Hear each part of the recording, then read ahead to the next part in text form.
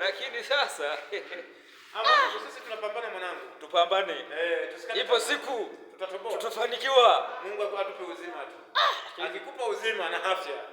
Unajua muda wote unaokoa kabisa. Unaokoa. Kwani usimtafutaji kama wengine tu? Alitafuta?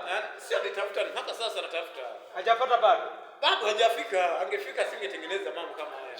Anaendelea. Ila mwanangu ni unyama mwanangu, cheki unyama mwanangu, cheki unyama. Mambo hivyo kama mwanangu. Sio ile una laki tano milioni tena mimi naweka rangi. Mwanangu na mimi mwanangu naenda kulijenga mwanangu la hivi hivi. Najenga la hivi hivi. Usikate tamaa, ongeza bidii tu. Niongeza bidii. Lakini wakati unaongeza bidii jua kuna wachawi nyuma yako.